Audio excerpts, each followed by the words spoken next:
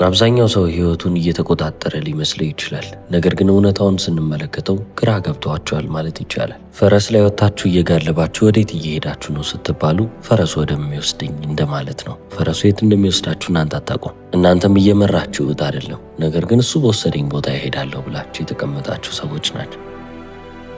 አሁን እዚህ ጋር ፈረሱን በምን መስለ ነው ካልን በሀቢት ወይንም ደግሞ በልማዶቻቸው ነው። አብዛኛው ሰው የራሱን ህይወት እየመራ ያለው በልማዶቹ ነው እንጂ ሆን ብሎ አስተውሎ በሚያደርጋቸው ነገሮች አይደለም። ታዲያ ልማዶቻችንን ለምንድነው ልብ ማንለው ካልን በጣም ደጋግመን ከማድረጋችን የተነሳ አውቶማቲክ ይሆናል። ስለዚህ በራሱ እንደሚንቀሳቀስ መኪና እኛም ምንም ልብ ሳንል ሳናስተውል ህይወታችንን እየመራን እናልፋለን። ታዲያ አሁን ልማዶቻችን እንዴት ነው መቆጣጠር የምንችለው? የመጀመሪያው መንገድ አቮይድ ኢንስተንት ግራቲፊኬሽን ብሎ ያስቀምጠዋል። መጥፎ የሚባሉ ልማዶችን መመልከትና መለየት ከፈለጋችሁ ቶሎ ውጤት የምታገኙባቸውን ነገሮች ልብ በሉ። አብዛኛውን ጊዜ ወዲያውኑ እንድትደሰቱ የሚያደርጓችሁን ነገሮች ካገኛችሁ እነዛ ነገሮች ምናልባትም መጥፎ ልማዶች ሊሆኑባችሁ ይችላሉ።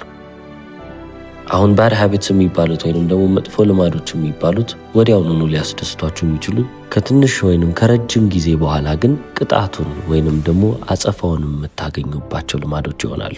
በጣም መልካምና ጥሩ የሚባሉ ልማዶችን መልመድ የከበደን ለምንድን ነው? እነዛን ልማዶች ለማዳበር ስንሞክር ውጤቱን ወዲያውኑ አንመለከተውም። መጀመሪያ የሚመጣው ቅጣቱ ነው። ያ ማለት ልፋት አለው። ስለዚህ ውጤት ሳናይ ለብዙ ጊዜ የምናደርጋቸው አሰልቺ፣ አልፎ አልፎም ደግሞ ከባድ ብለን የምናስባቸው ነገሮች አሉ። ነገር ግን በረጅም ጊዜ ውስጥ ስንመለከታቸው ግን ህይወታችንን እያሻሻሉልን ያልፋሉ። ስለዚህ አብዛኛውን ጊዜ ስንፍናችሁን ብቻ እየተዋጋችሁ ይመስላችኋል። ነገር ግን ከስንፍናችሁ በላይ ባዮሎጂያችሁን በተጨማሪም ስሜታችሁን የጊዜንም መዘግየት እየተመለከታችሁ ከሶስቱ ነገሮች ጋር እየታገላችሁ ነው። ስለዚህ እናንተ ልብ ሳትሉ ወይንም ሳታስተውሉ ህይወታችሁን የምትተዉት ከሆነ እነዚህ በጣም መጥፎ የሚባሉ ልማዶች ህይወታችሁን ወደ ተሳሳተ አቅጣጫ ይመሩላቸዋል። ለዚህ ነው ዘ ኮምፓውንድ ኢፌክት የተሰኘውን መጽሐፍ የጻፈው ዳረን ሃርዲ ሲስተሞች ያስፈልጓቸዋል ብሎ የሚናገረው። ኃይላችሁን ሙሉ ለሙሉ የመወሰን አቅማችሁ ላይ ከማድረግ ይልቅ እነዛን ኮንዲሽኖች ወደ ሲስተም ትለውጣላችሁ። መጥፎ የሚባሉ ልማዶች ለእናንተ ከባድ እንዲሆኑ ማድረግ አለባቸው። ስለዚህ ከአዌርነስ እና ከኤንቫይሮንመንት ትጀምራላችሁ። ይህንን ሜተድ ብዙ ጊዜ ነግሬያቸዋለሁ። ዳረን ሃርዲም በዚህ መጽሐፍ ላይ ይህንን ይገልጻል። አዌርነስ ማለት ግንዛቤ ነው። ኤንቫይሮንመንት ሲል ደግሞ አካባቢያችሁ ወይንም ደግሞ በዙሪያችሁ ያሉት ነገሮችን እያመለከተ። ከስትራቴጂው ስንጀምር 3 ነገሮችን ልብ ማለት አለባችሁ። መጀመሪያ ትሪገር የሚያደርግባችሁን ነገር ትመለከታላችሁ። ያንን መጥፎ ልማድ እንድታደርጉ የሚያደርጋችሁ ነገር ምንድን ነው? መቼ ነው ያንን ነገር የምታደርጉት? የት ነው ያንን ነገር የምታደርጉት? ከማ ጋር ስትሆኑም ነው ያንን ነገር የምታደርጉት? እነዚህን ጥያቄዎች መጠየቅ አለባችሁ። ስልክ ብዙ ጊዜ የምታበዙ ከሆነ ስልካችሁ ላይ ሁሌ የምትቀመጡት ለምንድን ነው? ለዚህ ለምን የተሰኘው ጥያቄ መልስ ማግኘት አለባችሁ። ምናልባትም ሲደብራችሁ ይሆናል ስልካችሁን የምታነሱት። ጣፋጮችንም እየበላችሁ ለምንድን ነው ጤናችሁን የምትጎዱት ስትባሉ ምናልባትም ሁሌም ቢሆን ፊልም ስመለከት ቺፕስ ይዤ ይበላለሁ ወይንም ደግሞ ብስኩት ነገር ይዛለሁ ብላችሁ ታስቡ ይሆናል። ትሪገር የሚያደርገው ባህሪ ምንድን ነው? ፊልም መመልከት ወይንም ደግሞ ቴሌቪዥን ማየት።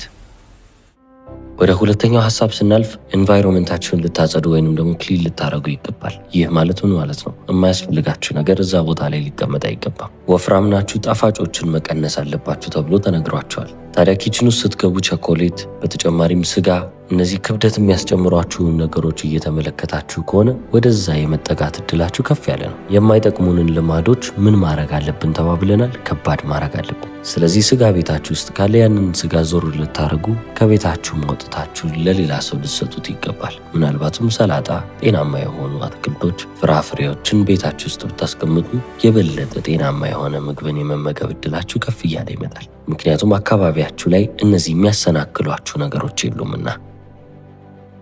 ወደ ሶስተኛውም ደረጃ ስናልፍ ሪፕሌሲንግ ሃቢት ወደሚሰኘው እናልፋለን። አሁን ስጋ መብላትን ወይንም ጣፋጮችን ማብዛት አንድ ሃቢት ወይንም አንድ ልማድ ነው። ስለዚህ ይህንን ልማድ ስታስወግዱ ሌላ የሚተካው ልማድ ያስፈልጋቸዋል። መጥፎ የሚባሉትን ልማዶች ብቻ አስወግዳችሁ ቁጭ የምትሉ ከሆነ ወደ እነዛ መጥፎ ልማዶች የመሳብ እድላችሁ ከፍ እያለ ይመጣል። በሌሎች ጥሩ የሚባሉ ልማዶች እየተካቸዋቸው ብትመጡ ግን በፊትም የነበሩት በጣም መጥፎ የሚባሉት ሃቢቶች እየጠፉ ይመጣሉ ማለት ነው። እነዚህ 3ቱ ነገሮች በአንድ መንገድ ላይ ተንጠልጥለዋል። ይህም ደግሞ አፕሮች ይሰኛል። ቹዝ ዩር አፕሮች ይለናል ዳረን ሃርዲ። አንዳንዴ ልማዴን ለማቆም በአንዴ መወሰን አለብኝ ብለን እናስብም ይሆናል። ነገር ግን ሁሉም ልማድ በአንዴ ቀጥ ብሎ ሊቆም አይችልም። አንዳንድ ልማዶችን ለመተው ብዙ የሚባል ጊዜ ይፈልጋል። ስለዚህ ቀስ በቀስ እየቀነስን መሄድ ያለብን ልማዶች አሉ። የተለያዩ ሱሶችንም መመልከት እንችላለን። የስልክ ሱስ ወይንም የሲጋራ አሊያም የመጠጥ ቀስ በቀስ እየተውን የምንሄዳቸው ሱሶች ሊሆኑ ይችላሉ። ዋናው ነገር ለእናንተ ምቹና ተስማሚ የሆነው መንገድ የትኛው ነው የሚለው ነው። ያንን መንገድ ካወቃችሁ በኋላ ኮንሲስተንት ሆኖ ወይም ደግሞ ወጥ ሆኖ የሚሄድ ጉዳይ ብቻ ይሆናል። ስለዚህ አሁን እነዚህን መጥፎ የሚባሉ ልማዶችን ላለማዘውተር ወይንም ደግሞ ላለማከናወን መንገዱን ራሳችን ላይ ከባድ እያደረግን ከሄድን በጣም መልካምና ጠቃሚ የሚባሉትን ልማዶች ደግሞ ቀላል ለማድረግ እንሞክር። አንባቢ መሆን የሚፈልግ ሰው በየቦታው በተቀመጠበት ቦታ ሁሉ መጽሐፍቶችን ሊያገኝ ይገባል። ሳሎን ውስጥ፣ ኪችን ውስጥ፣ መኝታ ክፍል ውስጥ ሁሉም ቦታ መጽሐፍ ካገኘ ያንን መጽሐፍ አንስቶ የማንበብ እድሉ ከፍ ያለ ነው። በቀጣይነት ጸሐፊ ያነሳው ሁለተኛ ሐሳብ think in terms of addition not deprivation ይላል። ይህንን ነገር በመተው ምን እያጣው ነው ከሚለው ነገር በላይ ይህንን ነገር በማድረግ ምን እያገኘው ነው የሚለውን በማሰብ ጊዜያችሁን ልታሳልፉ ይገባል ነው ይላል። ኩኪሱን መብላት አማረኝ ቀረብኝ ብላችሁ ከማሰብ ይህንን አትክልት ስለበላው ጤናማ የሆነ ሰውነትን እየገነባው እሄዳለሁ፣ የተሻለ ኤነርጂ ይኖረኛል ብላችሁ ማሰብ እንልመዱ። በተጨማሪም ደግሞ use accountability ይላል። ተጠያቂነትን ልትጠቀሙ ይገባል ነው ይላል። ከተጠያቂነት ደግሞ የተሻለ የሚባለው ፐብሊክ አካውንታቢሊቲ ነው። ህዝብ እናንተን ሊያቅና ይሄን ነገር ለምን እንደዚህ አላረክም ሊላችሁ ይገባል ነው የሚለን። ይህ ማለት ምን ማለት ነው? ለጓደኞቻችሁ ቃል ግቡ፣ ለስራ ባልደረቦቻችሁ ወይንም ደግሞ ለቤተሰቦቻችሁ ቃል ግቡ። ይህንን ነገር ማድረግ አለብኝ፣ ይህን ነገር መለወጥ አለብኝ ብለው ለዛ ነገርም እየሰራችሁ እንደሆነ ሊያውቁ ይገባል። ታዲያ ከዛ ነገር ዞር ስትሉ እነሱን እንደዚህ እያረክ አልነበረም እንዴ ብለው እንዲጠይቋቸው ያደርጋቸው። አራተኛው መንገድ የተለመደ የሚባል ነው። ፋይንድ ፓርትነር ይላል። እናንተ ለብቻችሁ ከምትጓዙ ተመሳሳይ ግብ ያለውን ጓደኛ ትፈልጉና ከዛ ሰው ጋር ተመሳሳይ ግብ ለማሳካት ትሄዳላችሁ። እንደናንተ መክሳት የሚፈልግ ሰው ካለ ጂም አንድ ላይ ትገባላችሁ ማለት ነው። እሱም ለመክሳት ይሞክራል፣ እናንተም ለመክሳት ትሞክራላችሁ። ተመሳሳይ ግብ ይዛችሁ ወደ አንድ አቅጣጫ ለመሄድ ትሞክራላችሁ። ዛሬ ላይ እናንተ የ20 ሺህ ብር ደሞዝተኛ ናችሁ ልበል። ጓደኛችሁም 15 ሺህ ብር ያገኛል። ታዲያ እናንተ ግባችሁ 100 ሺህ ብር በወር ለመስራት ከሆነ ሁለታችሁም የሚያዋጣችሁን መንገድ አንድ ላይ እየፈለጋችሁ ወደዛ ተመሳሳይ ጎል ለመሄድ ትሞክራላችሁ።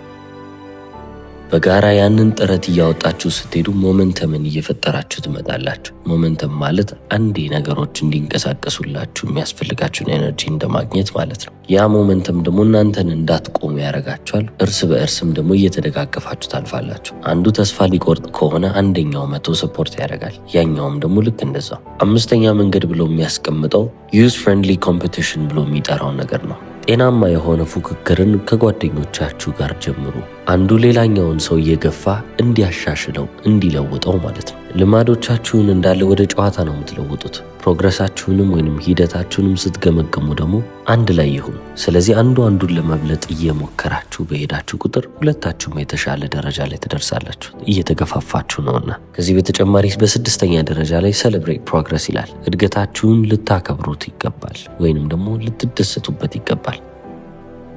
በልማዶቻችሁ ላይ በጣም ወጥ እየሆናችሁ በሄዳችሁ ቁጥር አልፎ አልፎ ደግሞ ዘና ማለትን ወቁበት። ይህ ማለት ወጥነታችሁን ተዉት ሳይሆን የሚገባችሁን እረፍት ደግሞ አንዳንዴ ልታገኙ ይገባል። የሚያስደስታችሁን ነገር በመሃል መሃል አድርጉ። አሁን ታዲያ እነዚህን ሁሉ ነገር አድርጋችሁ አሁንም ነገሮች ላይ ይሳኩላችሁ ይችላሉ። ለምን ካላችሁ ጠንካራ የሚባል ምክንያት ስለሚያስፈልጋችሁ ነው። ዋይ አም አይ ዶይንግ ዲስ ብላችሁ ልጠይቁ ይገባል። ለምንድነው አሁንም የማደርገውን ነገር እያደረግኩ ያለሁት? ምንድነው አቺቭ ላረግ እያሰብኩስ ያለሁት? ልማዶቻችሁን እያስቀጠላችሁ የምትሄዱት የምርም እናንተ ዋጋ ለምትሰጡት ነገር ስታውሏቸው ነው። ስለዚህ ለእናንተ ትርጉም ያላቸውን ነገሮች ፈልጋችሁ እነዛን ትርጉም ያላቸውን ነገሮች ከልማዶቻችሁ ጋር ልታገናኙ ይገባል። አንድን ነገር ለምን እንደፈለጋችሁ ካላወቃችሁ፣ ምክንያቱ ከሌላችሁ ያንን ነገር ለማድረግ መንገዶች ከባድ ሲሆኑባችሁ ወዲያውኑ ታቆማላችሁ። ለዚህ ነው ክላሪቲ ወይንም ደግሞ ግልጽ የሆነ ነገር የሚያስፈልጋችሁ። ግልጽ ልታደርጉ የሚገባቸውም 4 ነጥቦች አሉ። የመጀመሪያው ኮር ቫሊዩስ፣ መሰረታዊ የምትሏቸው ቫሊዎቻችሁ ወይንም ዋጋዎቻችሁ ምንድን ናቸው? ሁለተኛው ፐርሰናል ባትል፣ ከራሳችሁ ጋር የምታደርጉት ትግል።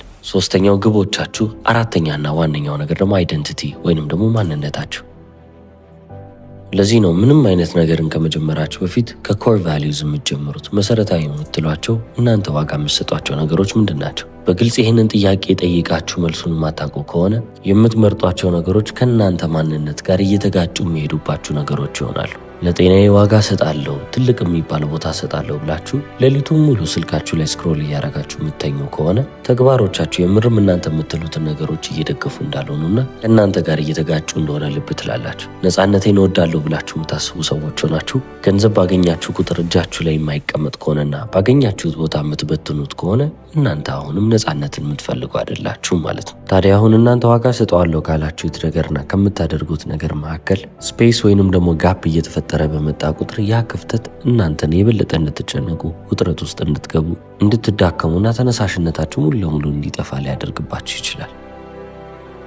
ታዲያ ሳይኮሎጂስቶችም ይህንን ኮግኒቲቭ ዲሶናንስ ብለው ይጠሩታል። ይህ ማለት እናንተ የምታደርጉት ነገር ትክክል ነው ብላችሁ ከምታምኑት ነገር ጋር እየተጋጨባችሁ ሲመጣ የሚሰማችሁ ዲስኮምፈርት ወይንም ደግሞ ሰላም ማጣት፣ ምቾት ማጣት ነው ይላሉ። ተግባሮቻችሁ ግን እናንተ በምታምኑት ነገርና ዋጋ የምትሰጡት ነገር ላይ የተደገፈ ከሆነ ውሳኔዎቻችሁ እንዳለ በጣም ቀላል ይመስላችኋል። ምክንያቱም ግልጽ የሆነውን ነገር ነው እያደረጋችሁ የምትቀጥሉት። ሌላኛው ለምንድን ነው ይሄንን ነገር የማደርገው ብላችሁ የምትጠይቁበት ምክንያታችሁ ደግሞ ፐርሰናል ባትል ይሆናል። እስከ ዛሬ ድረስ ውድቀት ነው ብላችሁ የመዘገባችሁት ያሰባችሁት ነገር ይኖራል። ከዛ ነገር ውስጥ ሞቲቬሽናችሁን ወይንም ደግሞ ተነሳሽነታችሁን ልታገኙት ትችላላችሁ። ያን ያህል ተነሳሽነት የሚያመጣላችሁን ውድቀት ባታገኙ ምናልባትም ችላ በመባል ውስጥ ያገኛችሁት ኤነርጂ ሊኖር ይችላል። የምትፈልጉትንም ነገር ጠይቃችሁ ያንን ነገር እምቢ የተባላችሁበትም ጊዜ ይኖርና ያንንም እያስታወሳችሁ ምናልባትም ሞራል ሊሆናችሁ ይችላል።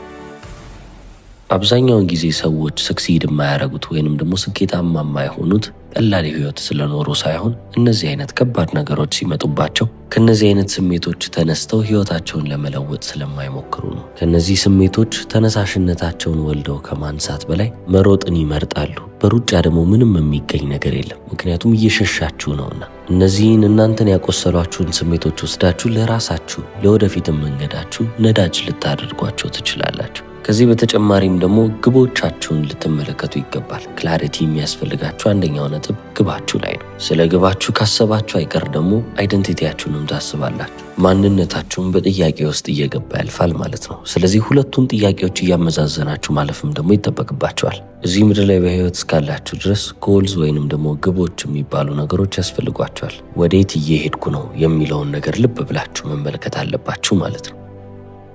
አለበለዚያ በእያንዳንዱ አቅጣጫ የምትሮጡና የምትባክኑ ሰዎች ትሆናላችሁ። እናንተ ደግሞ መባክንን የምትጠሉ ከሆነ ከንቱ የሆነ ህይወትን አልኖርም ብላችሁ የወሰናችሁ ሰዎች ከሆናችሁ አትሊስት ህይወታችሁ በፐርፐስና በዳይሬክሽን የተሞላ መሆን አለበት። ዓላማ መኖር አለበት። በተጨማሪም ደግሞ አቅጣጫ ከየት ነው የሚመጣው? ግባችሁን በማስተካከል እኔ ከበደ የተባልኩ ሰውዬ እዚህ ቦታ መድረስ ፈልጋለሁ፣ እዚህ ጋር መዳረሻ ይሆናል ብላችሁ ካሰባችሁ መዳረሻችሁ ያ ግባችሁ ይሆናል። ታዲያ ግባችሁ መዳረሻችሁ ከሆነ ደግሞ ወደ ግባችሁ የሚወስዳችሁን አቅጣጫ ወይንም ደግሞ መንገድ መፈለግ ትጀምራላችሁ ማለት ነው። ግብ የሌላችሁ ሰዎች ግን ከሆናችሁ ሁሌም ቢሆን ቢዚ ወይንም ደግሞ በጣም በስራ የተጠመደ ሰው ልትሆኑ ትችላላችሁ። ነገር ግን በህይወት አድቫንስ እያደረጋችሁ ወይንም ደግሞ ከአንድ ቦታ ወደ አንድ ቦታ እየተሻሻላችሁ የምትሄዱ ሰዎች አትሆኑ። ይህንን The Compound Effect የተሰኘውን መጽሐፍ የጻፈልን ዳረን ሃርዲ የራሱ የሚለው ሜንተር አለው። ይህም ሜንተሩ ፖል ጄ ማየር ይባላል። ሜንተር ማለትም የህይወት አስተማሪ ማለት ነው። ታዲያ ለጸሐፊው ዳረን የመከረው አንድ ምክር አለ። አንተ መሻሻል በምትችለው ልክ እየተሻሻልክና እያደግክ ማትሄድ ከሆነ ግቦችህ ክሊርሊ ዲፋይንድ ስላልሆኑ ነው፣ በግልጽ ስላልወሰንካቸውና በግልጽ ስላልዘረዘርካቸው ነው አለው። ግልጽ የሚባሉ ግቦች ለልማዶቻችሁ ወይንም ለሀቢቶቻችሁ ታርጌትን ያስቀምጣሉ። በቃ ይሄንን መምታት አለብህ የሚልን ተልእኮ ወይንም ሚሽንን ያስቀምጣሉ። ስለዚህ ምን አይነት ተግባሮችን እሺ ያደርጋለሁ ማለት እንዳለባችሁ፣ ምን አይነት ተግባሮችን ይቅርብኝ ማለት እንዳለባችሁ እያወቃችሁ ትመጣላችሁ። ለዚህ ነው የመጽሐፉ ጸሐፊ ዳረን ሃርዲ በእያንዳንዱ የህይወታችሁ ዘርፍ ውስጥ በእያንዳንዱ የህይወታችሁ ክፍል ውስጥ ጎሎችን ሴት እያረጋችሁ ግቦችን እያወጣችሁ መሄድ አለባችሁ የሚለው። በጤናችሁ ዘርፍ፣ በግንኙነቶቻችሁ፣ በኢንካማችሁ ወይንም በገቢያችሁ፣ በስኬታችሁ፣ በደስታችሁ፣ በእያንዳንዱ ዘርፍ። ከሁሉም በላይ ግን ጎሎቻችሁ ወይንም ደግሞ ግቦቻችሁ ከአይደንቲቲያችሁ ጋር ከማንነታችሁ ጋር የተጣበቁ ናቸው ብያቸዋለሁ። ስለዚህ what do I need to reach my goal የሚለውን ጥያቄ ከመጠየቅ ይልቅ ወይንም ደግሞ ግቤን ለማሳካት ምን አይነት ነገር ማድረግ አለብኝ ከማለት ይልቅ who do I need to become የሚለውን ጥያቄ ጠይቁ። ማንነት ላይ ያነጣጠረ ጥያቄ። ማንን መሆን አለብኝ እያላችሁ ነው መጠየቅ ያለባችሁ። እንትና የሚባል ሰው ምን አይነት ሰው መሆን አለበት? ታዋቂ ሞቲቬሽናል ስፒከር ጂም ሮን ይህንን በግልጽና ውብ በሆኑ ቃላቶቹ አስቀምጦታል። አሁን ካላችሁ በላይ ተጨማሪ የሆነ ነገርን ከፈለጋችሁ አሁን ከሆናችሁት በላይ ተጨማሪ ነገርን መሆን መቻል አለባችሁ። ስኬት ማለት የምታባርሩት ወይንም ሊያዘው የምትሉት ነገር ሳይሆን ስኬቱ ወደ እናንተ ደጅ የሚመጣበት ሰው ሆናችሁ መቀመጥን ይጠይቃል ይላል። ግቦቻችሁ ምናልባትም መዳረሻ ሊሰጧችሁ ይችላል። ነገር ግን አይደንቲቲ መንገዱ ላይ የሚያቆያችሁ ዋናው ነገር ይሆናል። በሁለቱ መካከል ያለው ነገር ምንድነው ካላችሁ እንደ ድልድይ ሆኖ የሚያገለግለው ሀቢት ወይንም ደግሞ ልማድ ይሆናል። በዳረን ሃርዲ የተጻፈው ዘ ኮምፓውንድ ኢፌክት የተሰኘውን መጽሐፍ እየገመገምን ሁለተኛው ክፍል ላይ ደርሰናል። በቀጣይ ሶስተኛውን ቪዲዮ ይዤላችሁ እመጣለሁ። እስከ መጨረሻው ስለተከታተላችሁ አመሰግናለሁ። ቻው።